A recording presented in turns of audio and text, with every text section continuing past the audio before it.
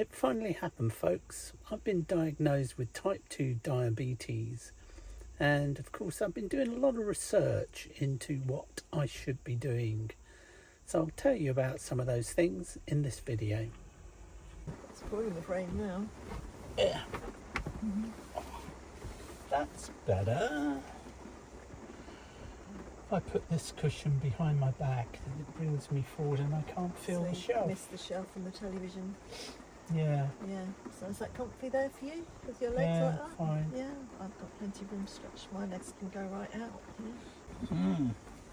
So, have we decided where we're going for our next trip, Charlie Brown? We're going to France. Whereabouts in France? We're going to tour around the coast of Brittany. Brittany. We watched our Spanish series, didn't we, last night? Yes. I must admit, that gave me an inkling to go and What, to Spain? to sort of resume that trip. Oh, definitely would like to do that one day. But probably not a good idea now Not to be this doing time it this of time of year. No. Early in the year would be good. So you think Brittany would be the best place to you? And what made me want to do that now as well was watching some of our earlier series where we were going away in November and December along the coast of England. Yeah. And it's all the rough seas and wrap up warm and go for a blowy walk. Yeah, get wet every And now it's and nice then. and quiet out of season. Yeah, I must admit that was a nice reminder, wasn't it? So that's what I'm after, some nice coastal walks with some nice rough seas, plenty of fresh air. Brittany. So for how long? Well, as long as you can last 3 or 4 weeks. Give you a chance to learn your French or use your Use French. my French, and to hear people speaking French, and to see French written. So how do you say, I would like to go to Brittany for 4 weeks, please?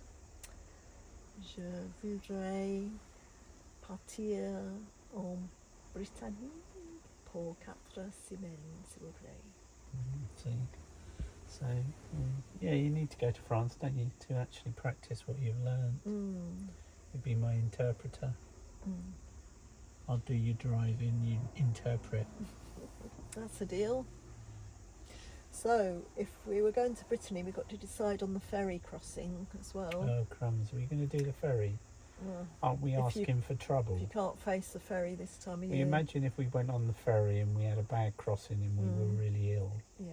That would sort of not be a good start, would it? Okay. And so what's the options? Let's go through the options.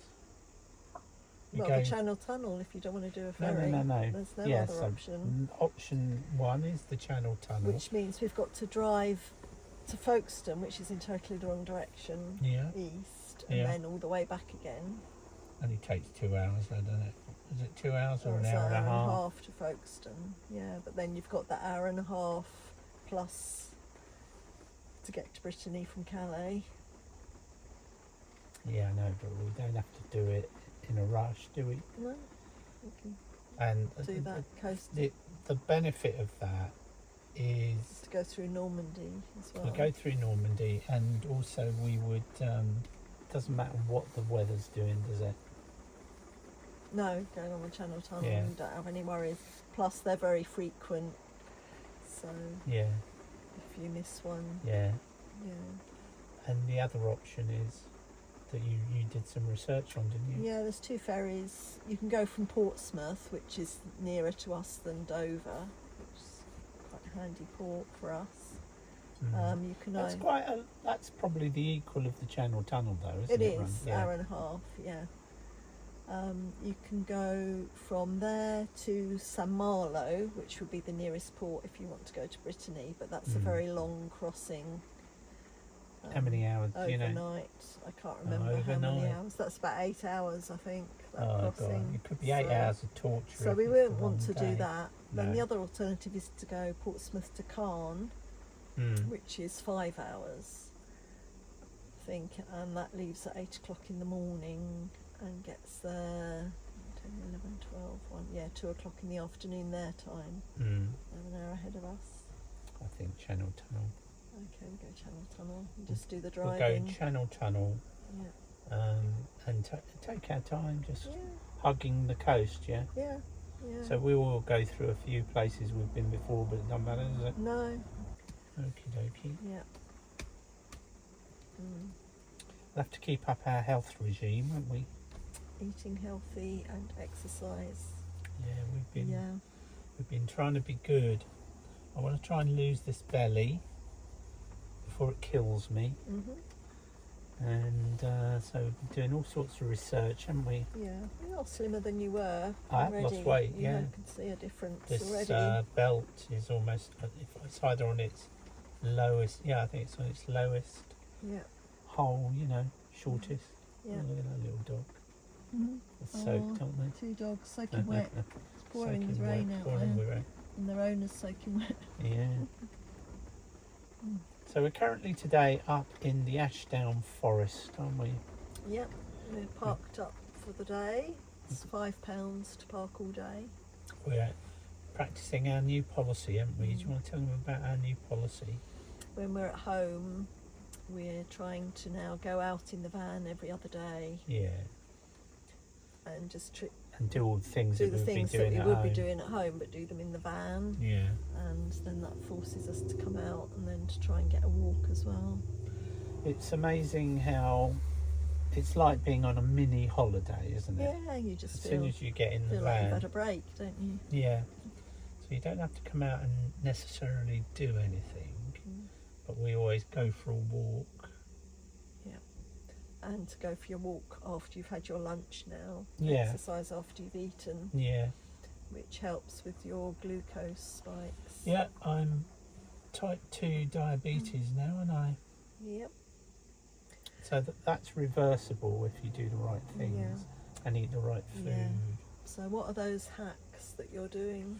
Right, well, obviously diabetes is all about, type 2 diabetes is all about insulin. And insulin is produced in response to sugar spikes caused by what you eat. But there are some hacks. So the first one is exercising immediately after a meal. Yep. That can cut down the insulin spike, and actually if you walk long enough, so maybe an hour's walk after a meal, you can eliminate the insulin spike. So we're having our main meal at lunchtime now. Yeah. So that then we can go for a walk after lunch. Yeah, because we just don't feel like walking after an evening meal, do we? No, especially now it's dark this dark, time of year as well. Yeah. Do you know you tell the next hack? The next hack is to eat some vinegar during the day. So well, ideally before a meal. Before a meal, yeah. And they do say to put some in some water and have a drink of vinegar water, but that's not very pleasant. So what we've found, a way to do that is before our main meal to have a little bowl of salad. Yeah. And to put mix up some vinegar with olive oil to make like a vinaigrette, and put that on your salad and have that before your lunchtime meal. I can't remember what the vinegar is doing. I'll have to look into that again. For some reason, It lowers blood sugar spikes, and also the veggies do something to your stomach. They say one of the other hacks, isn't it, is eat your vegetables first. Yes, yeah. Because that will lower the insulin spike as well. Having a bowl of salad is like the equivalent of that. So in the salad we're just having like spinach leaves, tomato, cucumber, red pepper, olives. Yeah. With vinaigrette we've made ourselves, so it's just a 50-50 mix of oil and olive oil and cider. Cider vinegar, and olive oil. And actually it's jolly tasty as well, isn't it? I'm quite enjoying that. I enjoy that. Yeah, it's like a little appetizer. Yeah, and that's also very good for your gut bacteria, to have a healthy gut. What's another hack? Oh, a really interesting hack is a thing called retrogradation. I've been reading about that this morning in depth now. I'm a scientist now on retrogradation. Okay, expert. So the things that are obviously bad for you when you eat, but the things that are also the yummiest are like potatoes, jacket potatoes, rice, pasta is the absolute king we love, isn't it? Particularly a spaghetti bolognese or something like that, which we've got for our lunch.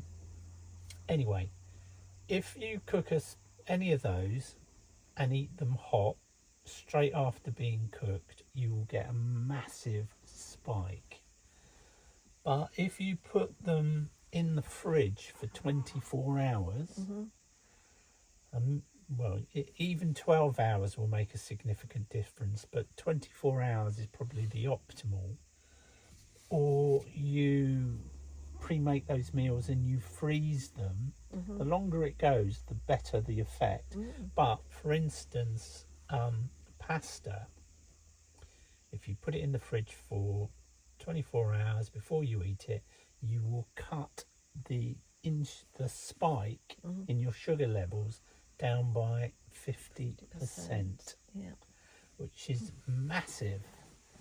So you've made a spaghetti bolognese. Yeah. You actually made it 2 days ago. 2 days ago. Put it in the fridge. Yeah. We had half of it yesterday for lunch, and we're going to have the other half today for lunch. Yeah, and typically I would fall asleep, wouldn't I, after? But I didn't fall asleep yesterday. No. After eating it. And another thing we've started doing is buying a whole bag of baking potatoes and cook them all in one go. So then that also saves you with power as well, power costs. Yeah. Put them in the fridge. Yeah. And then eat them the next day and onwards. And that's another form of retrogradation. Yeah. I've also cut out sugar. I've cut out sweeteners because apparently even the taste of sweeteners can cause a sugar spike.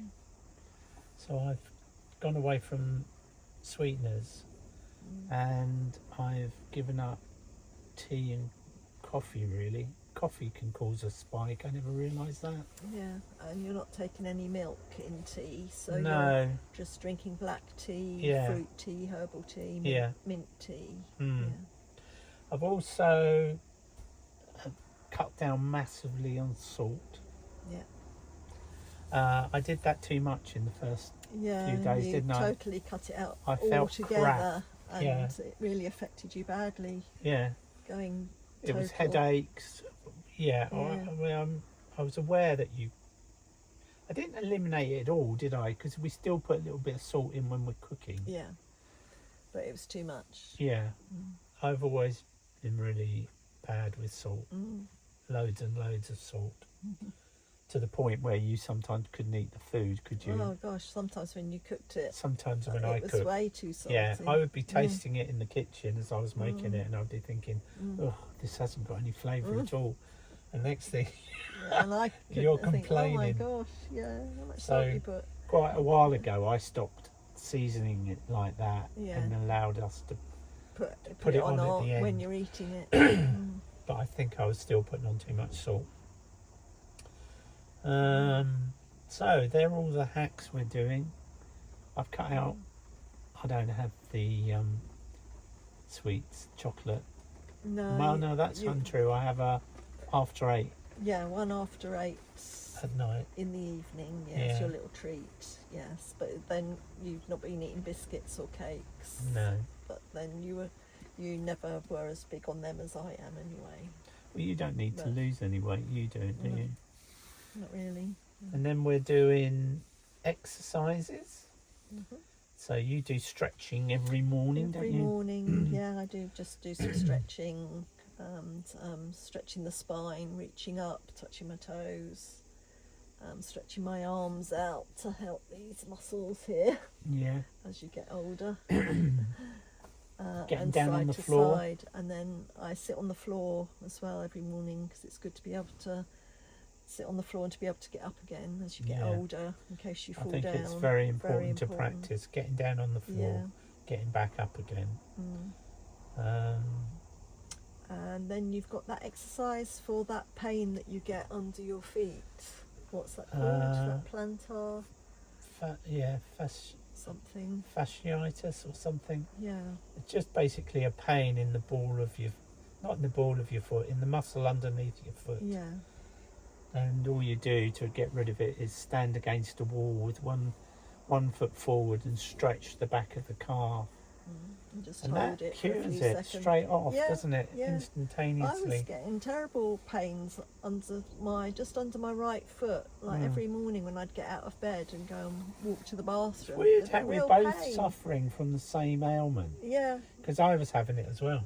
And I didn't know. I just thought, oh, it's old age. I didn't realise it was anything, but you looked it up. Yeah. And then since I've been doing that exercise, I've not had it. Good old YouTube. Yeah. You can find the answers to anything on YouTube, can't you? Yeah. It's my go-to. Well, I generally start with Perplexity AI first, and that throws up suggested YouTube videos, and then do the research. As long as the person is reputable and has got some sort of backing, you know. And then the other exercises we're doing, we found for aiding elderly people to go up and down the stairs. So things you can start doing, which you should really start doing in your 30s, as he's saying. But it's never too late. It's never too late. So that's to sit on a chair, sit on the edge of a chair with your knees bent and your feet just tucked underneath, and then just to stand up. Yeah. And it uses the muscles in the backs of your thighs and your bum. Stand up slowly. Stand up slowly, without using momentum. No jerking up. And then sit down slowly as well, which is the harder part, on the chair without falling over. Yeah. And it helps with your balance as well. Do that 10 times and try and do that 3 times a day. Yeah, that makes a massive difference, doesn't it? To being able to get up, sit down. And then you'll be trotting up and down those stairs without having to hold on to any banisters or anything. No problem at all. And the old dumbbells have come out, haven't they? Yeah. So I think that's about the summary of what we're doing at the moment, isn't it? Yeah. So now we're going to go to France and, of course, blow that all out of the water. Yeah, once we start eating all those delicious French pastries, baguettes. We'll have to do it in moderation. Now, retrogradation also applies to bread. Yeah, but you can't keep a baguette till the following day, can you? No. So how does that work? I don't know, but I just found out this morning. And the other trick with bread was to eat sourdough bread. Wheat sourdough bread. Better than white bread. Did taste like cardboard though, didn't it? Yeah. Well, it was quite nice cardboard. Tasty, but it was firmer than what you're used to. But then that's just a case of getting used to it. But you can't beat a lovely French baguette, so that's going to be hard. Anyway, we're starting this. We've started this in September 2024, so let's see how we can keep it going. And the other thing about bread was not to eat your bread naked. Oh yeah, that was, wasn't it? You must never eat bread just on its own. I can't remember why. Well, because of the sugar spike, especially if you have jam on it. Oh yeah, it's even the worst. So like toast and jam is the really worst thing you can eat for a sugar spike. Yeah, you've got to eat it with some fat, haven't you? Fat and protein. Yeah. So they suggest things like avocado. So that's why avocado on toast is very popular. And egg. Oh yeah, have a protein breakfast, they said, didn't you? Yeah, or to just have egg with something else gives it. If you eat a boiled egg before you eat your carbs, it's like a similar sort of effect to having the salad before a meal. Yeah, so if you're the sort of person that has to have cereal for breakfast, because obviously that's full of sugar, the thing is to have a boiled egg first, or any type of egg first. I bet most people who eat cereal for breakfast couldn't stomach a boiled egg. Yeah. Well, the thing is, to make the first thing you eat in the day a savoury thing. Savoury. Don't yeah. eat sweet thing first thing that you eat. Yeah. It helps to dilute down the sugar spike. Never really been a big one for sugary breakfast, have we? No. I mean, we do it. We used have to, done toast and jam. And yes, but we toast don't and eat honey. cereals. No, not often. Yeah, we have got some porridge. Mind you, if we go away, Well, we've just been to Potter's, right? Yeah. You've been eating cereal every morning, haven't you? Yeah. What were you eating? Bran flakes. Bran flakes are not so bad. Well, only because I paid for the all-inclusive, so I felt I had to eat it. Yeah, so it's been interesting doing this research, and because I quite like the idea of the batch cooking. Yes, and the pre-cooking. The pre-cooking, as long as you plan it in advance, so you know what you're going to be eating the next day. Yeah, so if you want spaghetti bolognese, cook the pasta, or cook it. Ideally, cook spaghetti bolognese the day before and just stick it in the fridge. Yeah, and we've also pre-cooked a batch of rice as well. I cook up a load of rice in the Ninja as a pressure cooker. Yeah, that's really easy. It only takes 6 minutes. Cook up some rice, and then we freeze it. Yeah, you make about 6 cartons, don't you? 6 cartons at a time. Yeah, like Chinese takeaway box. Yeah. Size cartons, yeah. And then once it's frozen. Actually, we've been doing that for a long time, haven't we? Yeah, even before. We weren't doing it for the health benefits. We didn't realise. We tend to use or been using those packet rices, don't we? Yeah, the I microwave don't think they're that rice. great for you. But it's so easy to make your own, and then just bring it out the day before when you want to defrost it. Yeah. And then you just microwave it for a couple of minutes, and it's. And it's just like a packet rice, isn't it? Yeah. Yeah. So this, I feel, is a more realistic diet. You know, I've tried keto, didn't I? And I had great results on keto, but I'm not so sure keto on its own is very good for you. Wasn't sustainable either, really. No. Whereas this isn't a diet as such. It's like just changing the way that you eat. Yeah.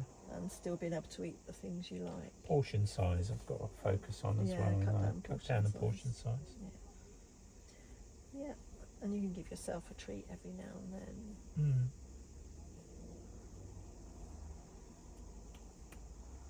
Are we done? Yeah. Anything else we need to update them on? I don't think so. Snoopy's going to be going up for his habitation check in January. It's all booked in for January. So we will be doing a tour up north. Yeah, we'll go somewhere up north, won't we, and do a week or two, maybe 3. Give him his habitation check and then go off travelling up north somewhere. We've got to get it serviced at some point. I'd love to know what people do about servicing. With their Fiat Ducatos. I'm not mechanically minded myself, so I'm not the sort of person that would do their own servicing. But at the moment, I'm thinking of taking it to a garage in Lancing. The Fiat professional dealers around our way don't seem to get very good reviews, do they? So I think I'll take it there. But how often do you get it serviced? How often do you change the oil?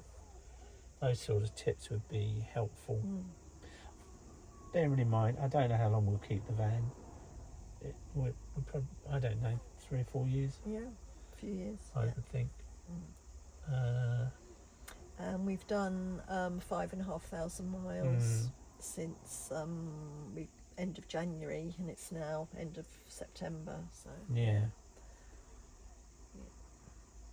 okay, we're done. We'll see you in the next one. Thanks for watching. Yes, thanks for all your support and lovely comments, and thanks for subscribing.